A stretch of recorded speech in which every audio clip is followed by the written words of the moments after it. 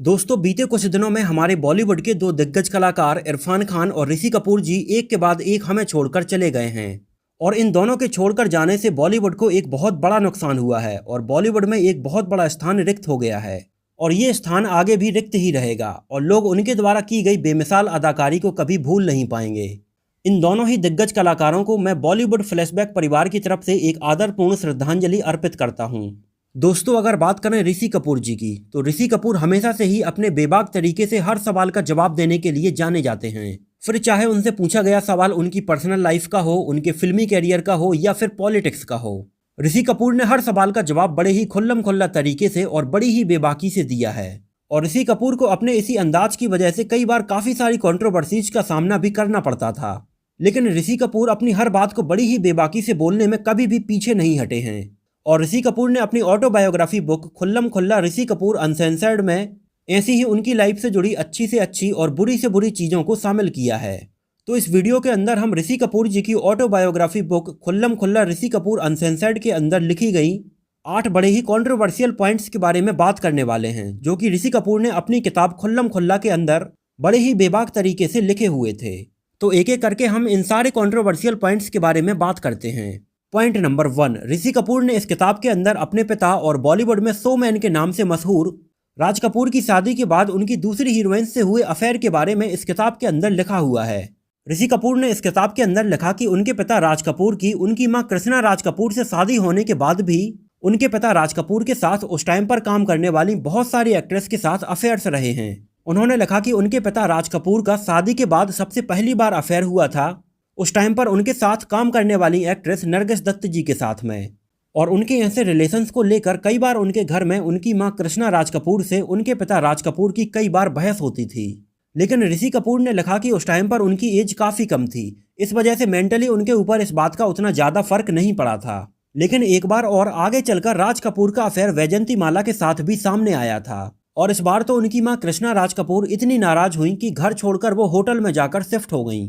और ऋषि कपूर भी अपनी मां के साथ होटल में ही थे और इस टाइम पर वो अपनी मां का दर्द भली भांति समझ सकते थे। लेकिन आगे चलकर राज कपूर ने वो हर संभव प्रयास किया जिसकी वजह से उनकी मां घर वापस आ जाएं। और जब राज कपूर ने अपने सारे अफेयर्स खत्म किए तब जाकर ऋषि कपूर और उनकी मां घर वापस आए। पॉइंट नंबर 2, ऋषि कपूर ने अपनी किताब के अंदर लिखा कि वो नीतू सिंह से शादी होने के पहले एक लड़की से बहुत ज़्यादा प्यार करते थे। उस लड़की का नाम था यास्मीन मेहता और ये उस टाइम की बात है जब सन 1973 में आई उनकी डेब्यू फिल्म बॉबी रिलीज नहीं हुई थी। लेकिन फिल्म बॉबी के रिलीज होने के बाद उनकी लाइफ एकदम पूरी तरह से बदल गई। उस टाइम पर ऋषि कपूर और डिम्पल कपाड़िया के बीच में अफेयर्स को लेकर बहुत सारे आर्टिकल्स मैगजीन्स में छापे जा रहे थे।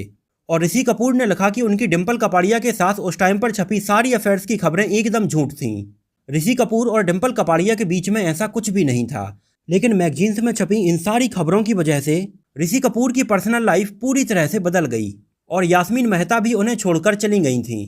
हालांकि इन सारी खबरों की वजह से डिम्पल कपाड़िया को कुछ ज़्यादा फर्क नहीं पड़ा था, क्योंकि फिल्म बॉबी के टाइम पर ही डिम्पल कपाड़िया की राजेश खन्ना से शादी हो चुकी थी।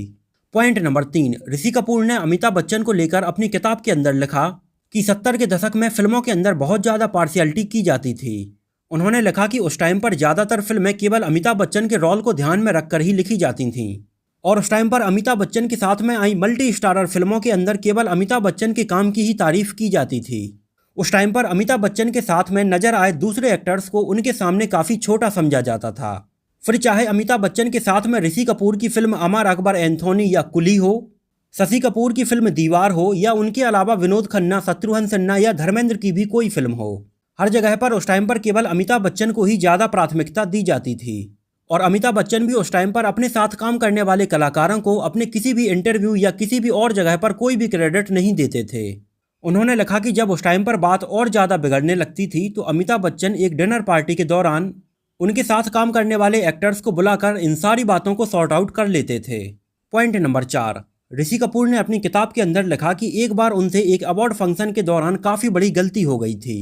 उन्होंने लिखा कि जब 70 के दशक में हर तरफ केवल अमिताभ बच्चन की फिल्में ही लोगों के द्वारा पसंद की जा रही थीं, तब उस टाइम पर ऋषि कपूर ने अपना थोड़ी दबदबा दिखाने के लिए उस टाइम पर एक बेस्ट एक्टर का अवार्ड 30,000 रुपये में खरीद लिया था।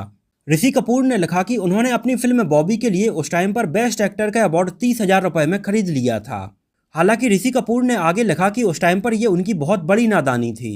उन्हें उस टाइम पर ऐसा नहीं करना चाहिए था और ये अवार्ड अमिताभ बच्चन को उनकी फिल्म जंजीर के लिए उस टाइम पर मिलना चाहिए था। पॉइंट नंबर 5, ऋषि कपूर ने बताया कि 70 और 80 के दशक में फिल्मों के अंदर काम करने वाले एक्टर्स को ही फिल्म्स के अंदर अपने कॉस्ट्यूम्स के ऊपर ध्यान देना होता था और उन्हें फिल्म के अंदर कौन से कपड़े पहनने हैं और कौन से नहीं पहनने हैं, इस बात को उस टाइम पर ज़्यादातर खुद एक्टर्स ही डिसाइड करते थे। और ऋषि कपूर भी उस टाइम पर अपनी फैशन को लेकर काफ़ी जाने जाते थे। उस टाइम पर ऋषि कपूर अपनी फिल्मों के अंदर बहुत सारे अलग अलग तरह के स्वेटर्स पहने हुए हमें नजर आते थे और बहुत सारी फिल्मों के अंदर ऋषि कपूर हमें अलग अलग डिजाइन्स के पैंट पहने हुए नजर आते थे। इसी फैशन के चलते ऋषि कपूर ने बताया कि उन्होंने अपनी सन 1974 में आई फिल्म जहरीला इंसान के एक गाने हंसनी ओ मेरी हंसनी के अंदर उन्होंने एक लेडीज पैंट पहना हुआ था और अगर आप इस गाने को ध्यान से देखेंगे तो पैंट में उनकी चेन थोड़ी साइड में लगी हुई नजर आती है, जबकि ये सेंटर में होनी चाहिए थी। ओ देर से लहरों में मन संभाल हुए मन का, ओ जीवन ताल में भटक रहा रे तेरा हंसा। पॉइंट नंबर 6, ऋषि कपूर ने अपनी किताब के अंदर लिखा कि वो अपनी एक फिल्म की शूटिंग के दौरान उस टाइम पर दाऊद अब्राहम से भी मिले थे। ऋषि कपूर ने लिखा कि वो अपनी किसी फिल्म की शूटिंग करने के लिए दुबई गए हुए थे और वहां पर एयरपोर्ट पहुंचते ही उन्हें किसी ने फ़ोन दिया और उनसे बोला कि भाई आपसे बात करेंगे। और ऋषि कपूर ने जब बात की तो उन्हें पता चला कि उनकी बात दाऊद अब्राहम से हो रही है और दाऊद अब्राहम ने ऋषि कपूर को अपने घर कॉफ़ी पर इनवाइट किया। और ऋषि कपूर जब दाऊद अब्राहम के पास पहुंचे तो दाऊद अब्राहम ने बताया कि वो उनके काफ़ी बड़े फ़ैन हैं और उनकी लगभग सारी फिल्में उन्हें काफ़ी पसंद आती हैं और उनके पिता राज कपूर के भी वो काफ़ी बड़े फ़ैन हैं। और ऋषि कपूर ने बताया कि वहाँ पर बैठकर दाऊद अब्राहम ने उनसे बहुत ही नॉर्मल तरीके से बात की और उसके बाद आगे कभी भी ऋषि कपूर की दाऊद अब्राहम से मुलाकात नहीं हुई। ऋषि कपूर ने लिखा कि एक बार और जब उनके पिता राज कपूर की डेथ हुई तो उन्होंने बताया कि एक आदमी उनके पास दुबई से आया था और ना उसके पास पासपोर्ट था ना ही कोई वीज़ा था। उस आदमी ने ऋषि कपूर को बोला कि भाई ने स्पेशली उसे ऋषि कपूर के पिता राज कपूर की मौत के ऊपर शोक प्रकट करने के लिए दुबई से भेजा है और वो बस शोक प्रकट करके जैसे ही इंडिया बिना पासपोर्ट और वीज़ा के आया था वैसे ही वापस दुबई चला जाएगा। पॉइंट नंबर 7, ऋषि कपूर ने अपनी किताब के अंदर अपने और अपने बेटे रणबीर कपूर के बीच में रिलेशंस को लेकर अपनी किताब के अंदर लिखा कि उन दोनों के बीच में रिलेशंस बहुत ही फॉर्मल हैं और रणबीर कपूर उनके साथ भी नहीं रहते हैं।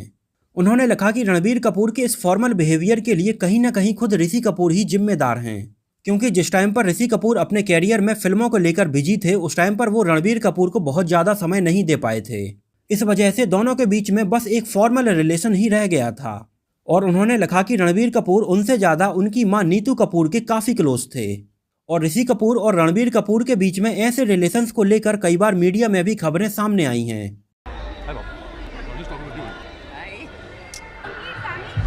पहले आपको ये बता दें, हम एक घर में नहीं रहते, हम अलग अलग रहते हैं। तो ये सिर्फ कोइंसिडेंस है, इत्तेफाक है कि हम एक ही वक्त आए और हम आपके सामने हाजिर हैं। ऐसा क्यों? मतलब कंप्लेंट नहीं है। पॉइंट नंबर 8, ऋषि कपूर अपने ट्विटर अकाउंट पर बहुत सारे कंट्रोवर्शियल ट्वीट करने के लिए भी जाने जाते थे। ऋषि कपूर बड़े ही बेबाक तरीके से अपने दिल की बात अपने ट्विटर अकाउंट पर शेयर करते थे, फिर चाहे वो बात उन्हें अच्छी लगे या बुरी लगे इस बात का उन्हें कोई फर्क नहीं पड़ता था। और ऋषि कपूर ने बहुत सारे कंट्रोवर्शियल ट्वीट्स किए थे, फिर चाहे वो उनके पर्सनल हों, पॉलिटिकल ट्वीट हों या सोशल ट्वीट्स हों।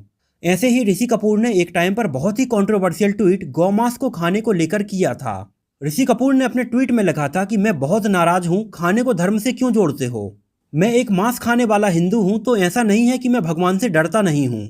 और ऋषि कपूर के इस कंट्रोवर्शियल ट्वीट के बाद तो एक के बाद एक उन्होंने बहुत सारे ट्वीट किए और ऋषि कपूर के इन ट्वीट्स को कई बार रीट्वीट किया गया, कई लोगों ने उनकी इस बात का विरोध भी किया और ऐसे धीरे धीरे उस टाइम पर ऋषि कपूर के इस ट्वीट के बाद काफ़ी कंट्रोवर्सी सामने आई थी। हालांकि ऋषि कपूर ने बाद में इस बारे में खुद ट्विटर पर ही सफाई दी थी। उन्होंने बोला कि उन्होंने इंडिया के अंदर कभी भी बीफ नहीं खाया है। उन्होंने बताया कि उनके बोलने का बहुत सारे लोगों ने गलत मतलब निकाल लिया है। उनके कहने का मतलब ये था कि उन्होंने भारत के बाहर किसी दूसरी जगह पे एक अलग प्रजाति के जानवर का बीफ खाया था जहां पर वो चीज़ बिल्कुल लीगल थी। हालांकि काफ़ी कंट्रोवर्सी के बाद इस पूरे मैटर को सॉर्ट आउट कर लिया गया था। तो दोस्तों ये तो बात हुई ऋषि कपूर जी की लाइफ से जुड़े 8 ऐसे कंट्रोवर्शियल पॉइंट्स के बारे में जिनके बारे में ऋषि कपूर ने अपनी किताब खुल्लम खुल्ला और कई इंटरव्यूज़ में उन्होंने खुद बताई थी। तो दोस्तों इस वीडियो में इतना ही। मिलते हैं किसी नए वीडियो में किसी दूसरी सेलिब्रिटी से जुड़ी कुछ ऐसी ही इंटरेस्टिंग बातों के साथ। और दोस्तों, अगर ये वीडियो आपको पसंद आया हो, मेरे द्वारा दी गई जानकारी आपको पसंद आई हो, तो इसको प्लीज़ लाइक करके मुझे इस बात का जवाब जरूर दीजिए। और दोस्तों, ऋषि कपूर की मूवीज़ तो आपने ज़रूर देखी होगी, तो आपको उनकी सबसे ज़्यादा यादगार मूवी कौन सी लगी थी और उनकी कौन सी मूवी आपकी सबसे ज़्यादा फेवरेट है, हमें कमेंट में ज़रूर बताइए।